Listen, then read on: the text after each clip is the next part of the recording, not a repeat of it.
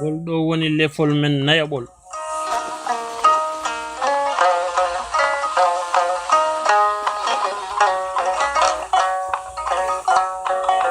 So tawi koko faati e geɗal e jonde neɗɗo e nder tagore, ɗon ne mbiyen miijoji misranaɓe hanki goɗɗodirani e ko diineji tellinaɗi peññil. E wiide mabɓe goto fof ene foti rokkude yimɓe hurum, sabu yimɓe ko sefre Allah, ko kamɓe o tagani asaman e leydi fof, te ko kamɓe o halfini ko woni e aduna fof. Neɗɗo tagra ko yo rew Allah, waɗa ko moƴƴi, taro ko boni. Misranaɓe hanki ene gonɗinno wonde neɗɗo so maayi ko ñaaweteɗo, te ñawrete ko bonɗi mum e moƴƴi mum, mana golle makko bonɗe e moƴƴe pawete ko e peesirgal, ƴeewe hen liɓoje. So bonɗe ɗe liɓi, jomum nawe jeygol, lepte toon lepte bonɗe. So moƴƴe ɗe liɓi, jomum nawe aljanna, rokke toon nemaji ɗi hono mumen ngala. Misranaɓe hanki ene gonɗinno kadi sheytani ene woodi, ko caliɗo Allah, teɗo woni fof dari ko e bonande e caru. Sheyɗani no annuminira e nate mabɓe, ɗeɓata waade kono rawandu ndu hunuko sebko e ndu laaci dariki jofnirki salndu. Sheyɗani ene heewi kadi e wiide mabɓe moltade walla nattude ko wayno mbabba walla mbabba tugal ni. Neɗɗo e koɓe nangi yamirako yo teddin jinnaɓe mum ha tengti noon e yummum, sabu mettinɗo ɓernde yummum fof so on huɗi ɗum, Allah jaaboto. Neɗɗo yamira kadi ko moƴƴude e yimɓe hono mum, jaktudo jagɓe, newanade sukaɓe ɓe jinnaɓe mumen maayi e hulde Allah. Neɗɗo ene haɗa kadi bonde ɓernde, ene haɗa kadi yinnede, ɗaɓɓude debbo janano e jinde, debbo wondude e debbo koko haɗa, gorko wondude e gorko haalaka. Neɗɗo yamirande ene huccita e Allah e nder julde fof, yo taw ko certuɗo e soɓe, mawɗo e tokoso fof. Wonande sarwoɓe Allah e nder juulirɗe, jomum en poti ko fembade hoore, nafde e jaafdi, holto cegeneji mumen, ɗorno daneji caggal nde calligini ha laaɓi. Ene yiɗano e mabɓe kadi nde ɓe teddinta korka, ɓe goɗɗito rewɓe mabɓe ha nde ɓe jofni yontande mabɓe fof.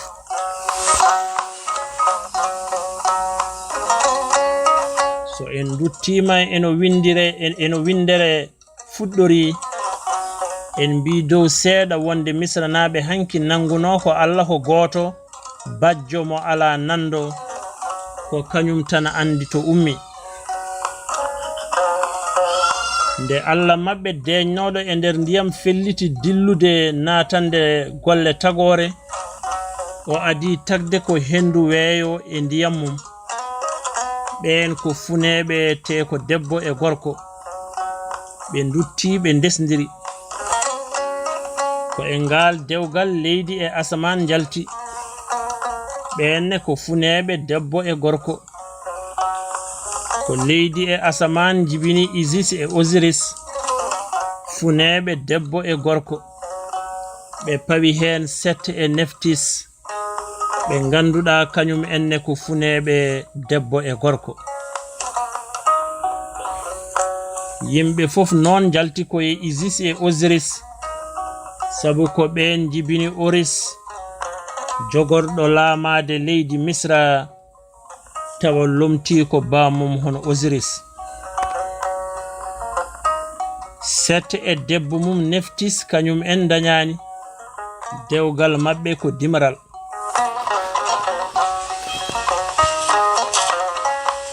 Ɗo geɗe so en ƴewtindima ɗumen ma en taw wonɗo ɗe ɓadodiri no feewi e ko tawete e defte baaɗe no Injil e Qur'ana.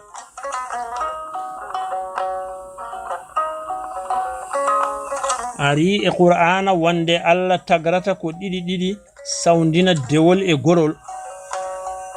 Adama yaltina ko e loopal tawde Hawwa ko e makko itta ena wawi wiyede on ne waɗɗani loopal.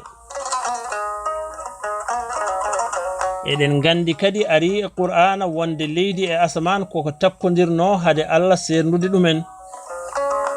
Ene wayno ndeke ko gotum wonno. Ɗum noon so misranaɓe hanki mbi yimɓe jalti ko e dewgal hakkunde leydi e asaman ene ɓadi e ko ari e defte tellinaɗe ko. Hay dewle hakkunde funeɓe ɗe kalɗen dow ɗe goɗɗodirani e simore haalore haala rewɓe e nder Qur'ana nde, sabu feeñi ɗon koko way noon ene waɗetno hay sinno Allah haɗi ɗum hankadi. Ɓiɓɓe Hawwa e Adama wonnoɓe funeɓe debbo e gorko ndesdirtuno ko e koye mumen hay sinno dey ko funeɓe dow e funeɓe less.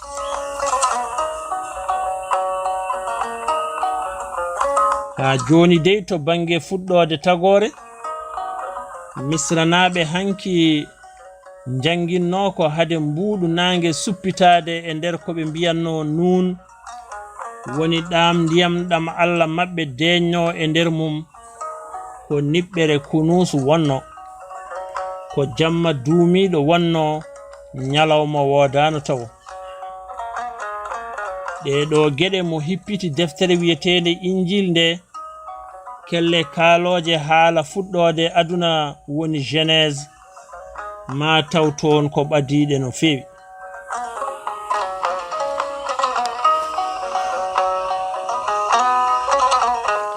Misranaɓe hanki mbiyanno bindol mumen ko Meduneser woni e Pular labɗo haala Allah.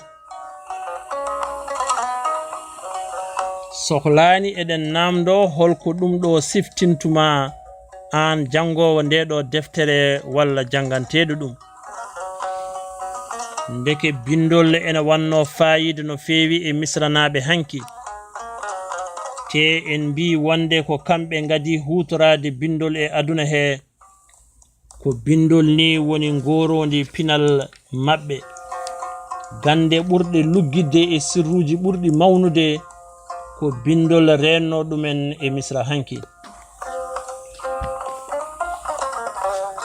So en deftima mbiyan deke nun woni ndiyam ɗam ganduɗa ko hen Allah misranaɓe hanki deñño hade mum fuɗɗade tagore ene wanno fayida no feewi e mabɓe, sabu ko hen tagore jogori yaltude.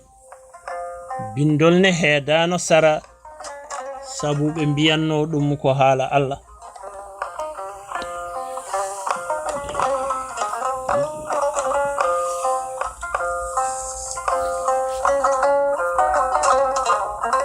Ɗeɗo geɗe ɗiɗi ɗe misranaɓe hanki mawninno ene ndendina e Qur'ana e simore wotere nde firo fuɗɗode mum addi lural hakkunde firoɓe e facciroɓe. Nden simore woni nun wal qalam.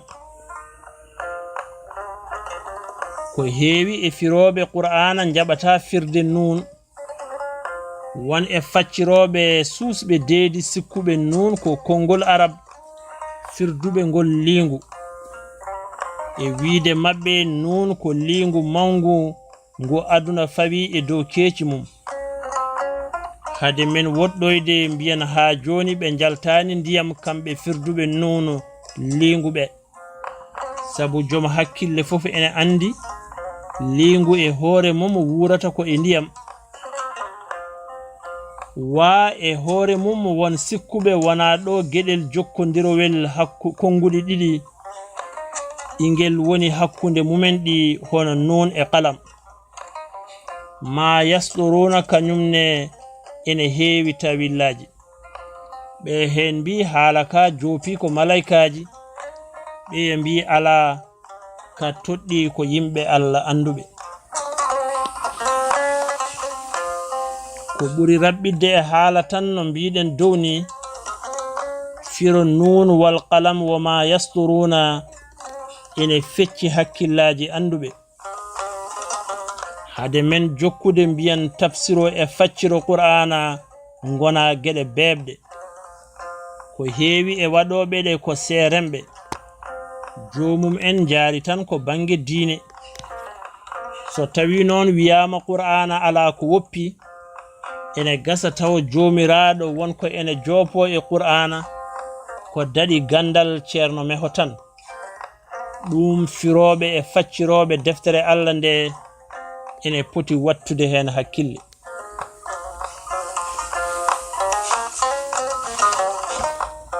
nun wal qalam wa ma yasturuna ko simore ɗiɗaɓere caggal iqra to bange juɓɓude tellagol qur'ana ɗum wona mere waɗi ɗum iqra hollirta ko jomiraɗo fawi hunde fof ko e gandal ma ganda Allah eno rewrete nde gona jiyaɗo Allah moƴƴo en ciftini dow hadis nulaɗo yo jam e kisal gone mum gadduɗo wonde ko hay sinno ko ha Chine gandal ene jari ɗaɓɓoyde ndeke noon wona gandal Allah tan mawnina ko gandal fof sabu Chine e on jamanu l'islam yettoynoki ɗum taw gandal noon fawi ko e jangde en paami ndeke holko waɗi iqra adi tellinede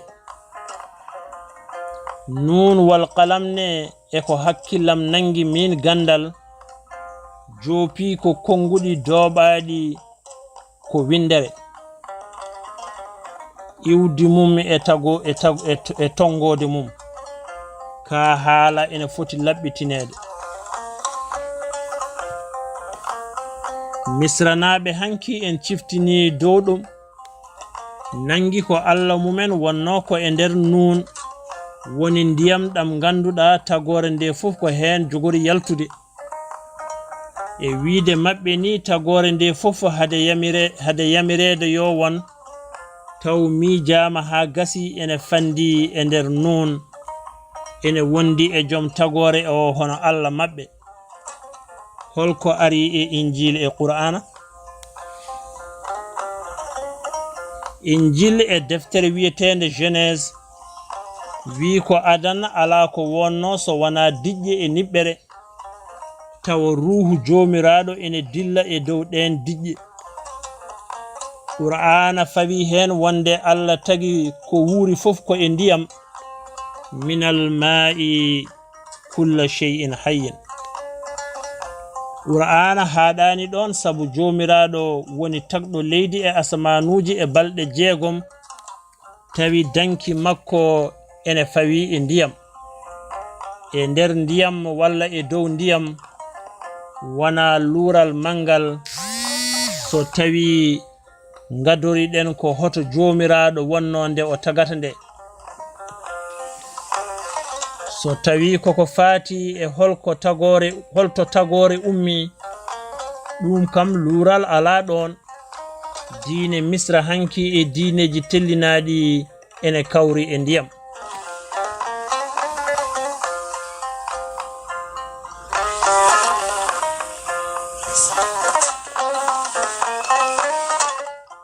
qalam mbiyen kuɗol lomti ko bindol en jii dow seeɗa wonde misranaɓe hanki innirno bindol mumen ko haala Allah te kala ko waɗi fayide e pinal maɓɓe koko windano te ngol bindol lelneteno ko e ɗereji pewniraɗi looci hakkunde nil walla e alluje kaaƴe wonande sirruji maɓɓe ɓurɗi horsude ɗum ɗo addi e hakkille janguɗo qur'ana kala hono alluwal allawhul mahfuz ngal ganduɗa sirruji windere fofu ko e mum lelna.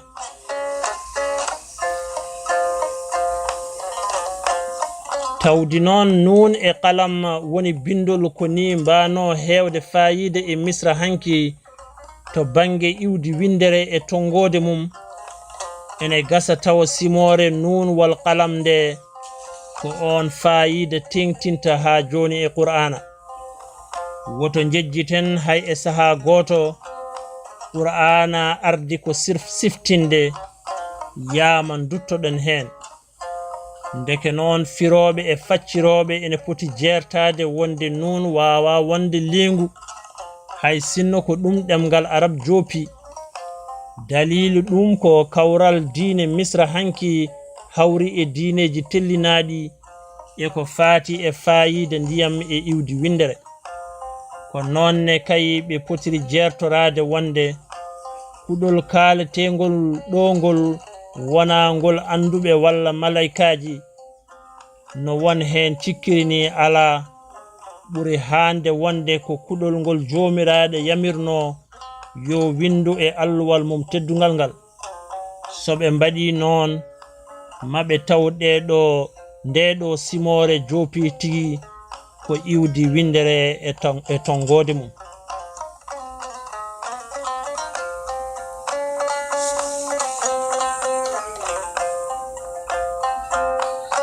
ɗeɗo geɗe ɗe jangtiɗen patuɗe e diine misra hanki ko heewi e majje ene kawriti e ko diineji tellinaɗi gaddi.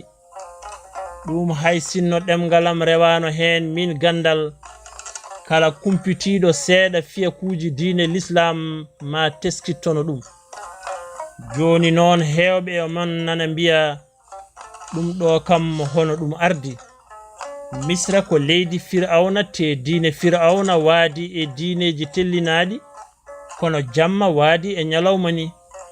Ndeke noon ɗiɗo diineji potani rendude haydara. ɗeɗo namde min Ganndal ene jogii ko mbeɗa jaabo hen so Allah jaɓi ha e lefol men pangol.